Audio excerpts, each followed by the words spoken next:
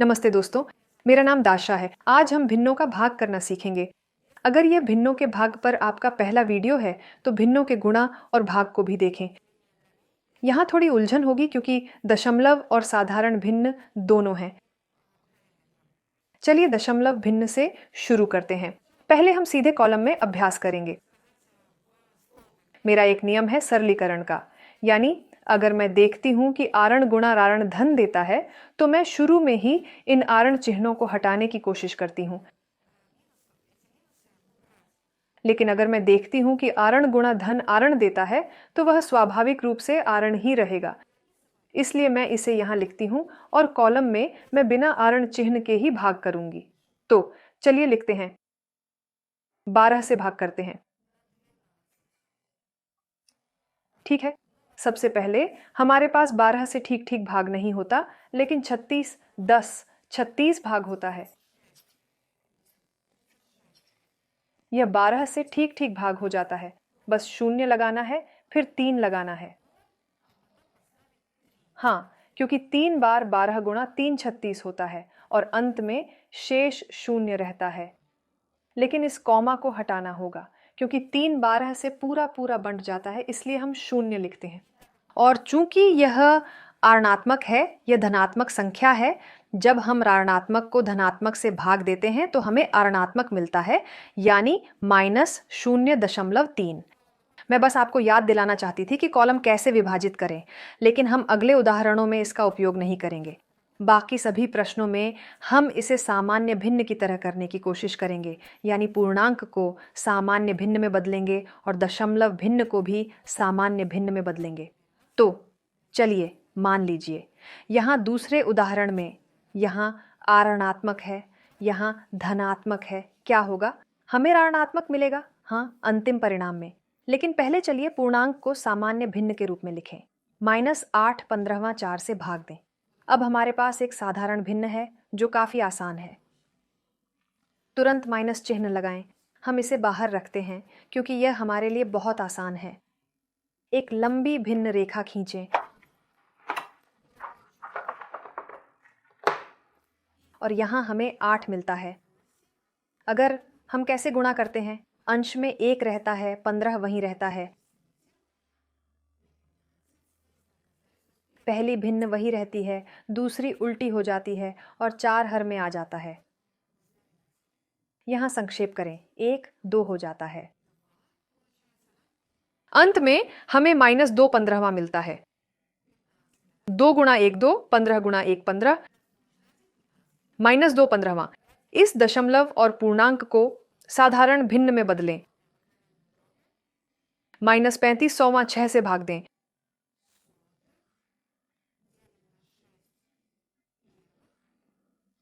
ठीक है, ऐसा करते हैं। यहां तुरंत थोड़ा सरल कर सकते हैं, 5 से भाग दे सकते हैं। मान लें यहां 7 होगा और यहां 20 होगा, यानी हमें -7 20वां 6 से भाग मिलता है। तो चलिए देखते हैं। पहले हम माइनस निकालते हैं। हाँ, तुरंत माइनस निकालते हैं और फिर लंबे भिन्न पर काम करते हैं। 7 को 1 से गुणा करते हैं, क्योंकि हम हर से ले रहे हैं, वह उलट जाता है। हाँ, यह भिन्न। और यहाँ 20 उलटता नहीं है। 6 से गुणा करते हैं, जो अंश में था लेकिन अब हर में आ गया है। -7 मिलता है और यहाँ 120। जवाब ऐसे ही रखते हैं, -7/120। अगला उदाहरण। चलिए -5 को पूर्णांक माने, यह भी नकारात्मक है। साधारण भिन्न में 9 11वां को -5 से भाग देते हैं।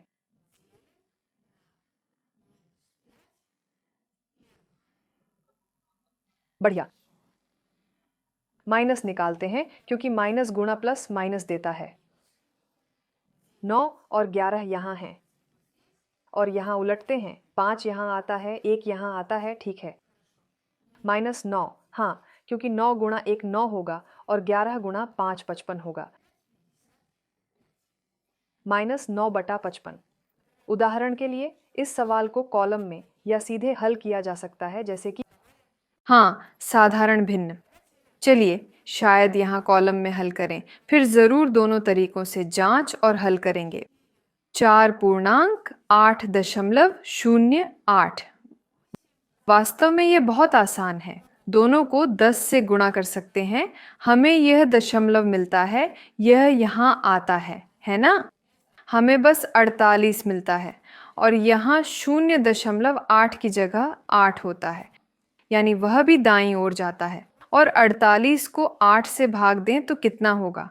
6, है ना? यानी 48 6, और हम जानते हैं कि यहाँ आरण 6 होगा। अब इसे साधारण भिन्न के रूप में जांच करते हैं। 4.8 चलो एक एक कदम करते हैं ताकि कुछ न छूटे।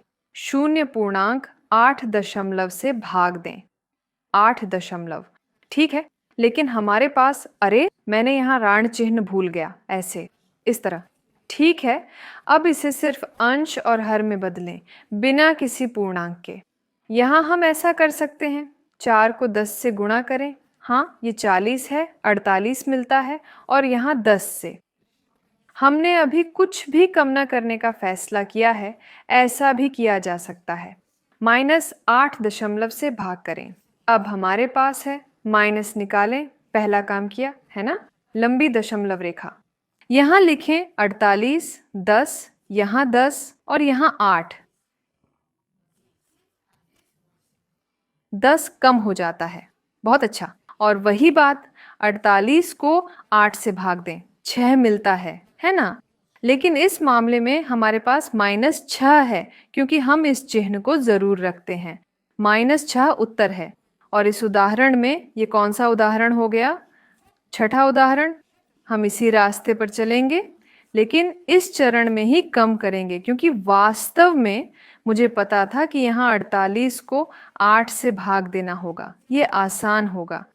लेकिन जितनी जल्दी आप कम करते हैं, जितनी जल्दी आप सरल करते हैं, उतना ही बेहतर है। यानी 3.5 को -3.8 से भाग दें। ठीक है, चलो यहाँ कम करते हैं। हाँ, हमें एक दूसरा मिलता है, 5 से भाग देते हैं। हाँ, दोनों अंश और हर। और यहाँ 2 से भाग देते हैं, 5 आता है, और यहाँ 4। अच्छा, हमें क्या मिल रहा है? चलो विस्तार से लिखते हैं। 3 - 4 5वें से भाग देते हैं। और अब अंश में पूर्णांक डालना जरूरी है। इस तरह पूर्णांक से छुटकारा पा लेते हैं। 3 × 2 6 होता है, और 1 7वां जोड़ते हैं। ठीक है, और यहाँ ऋणात्मक है। 3 × 5 15 और 4 19वां जोड़ते हैं, 19 5वें। ठीक है, ये कितना होता है? अब इस लंबी भिन्न रेखा को लिखते हैं 7 2। इसे यहाँ वैसे ही लिखते और गुणा करते हैं।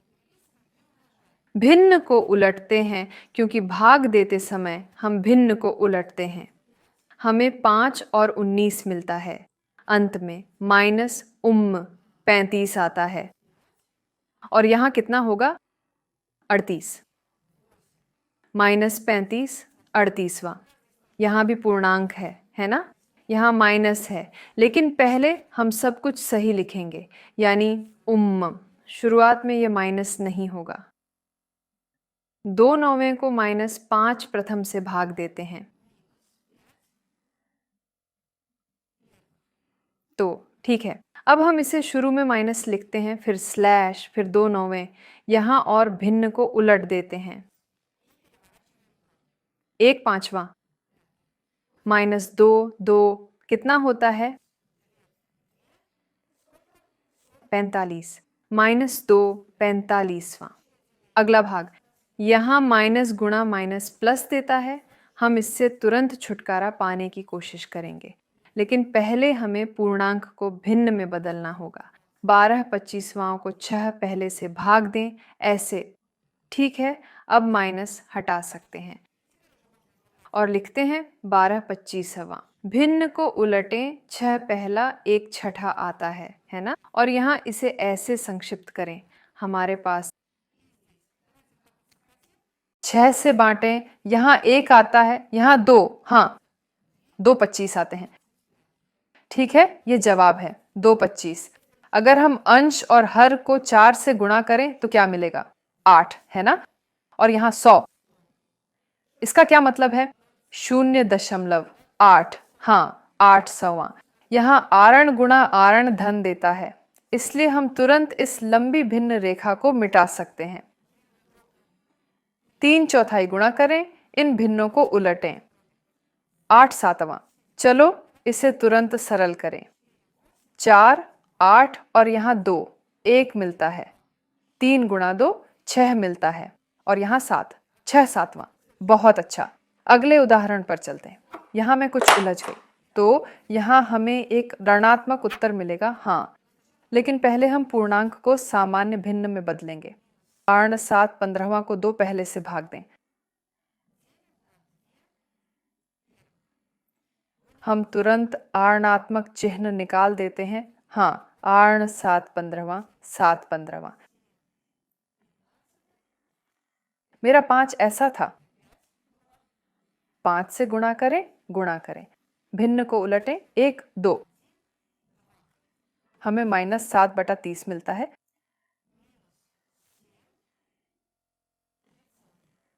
-7/30, हाँ 15 गुणा 2 30 होता है। अंतिम अभ्यास में हमें इस पूर्णांक को सामान्य भिन्न में बदलना है और इसे अंश में डालना है। तो चलिए करते हैं। माइनस, ये निश्चित रूप से नकारात्मक होगा। -10 पर 1 नकारात्मक उत्तर। और यहां चलिए पूर्णांक से छुटकारा पाते हैं। 2 गुणा 5 कितना होगा? ये 10 होगा। 10 और 3 13, 13 और हर में 5। तो हम लंबी भिन्न रेखा खींचते हैं, हमने माइनस लगाया है।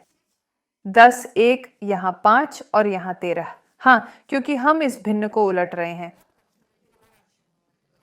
हमें माइनस 13/50 मिलता है। यह हमारा कितना होगा? 50 में 13 कितनी बार आता है? सबसे पहले -3 बार। 3 गुणा 13 कितना होगा? 39। तो हमें 50 में से 39 घटाना होगा।